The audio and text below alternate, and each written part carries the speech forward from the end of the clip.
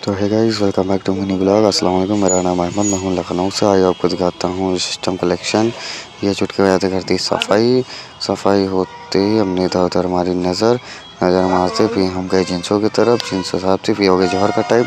फिर हमने जौहर के टाइम पे चल दिया मस्जिद की तरफ। मस्जिद पहुँचते आपको दिखाते हैं मस्जिद, खूबसूरत मस्जिद। फिर हमने बनाया वज़ू बना के हमने अदा की नमाज़। फिर हम आ गए शॉप की तरफ।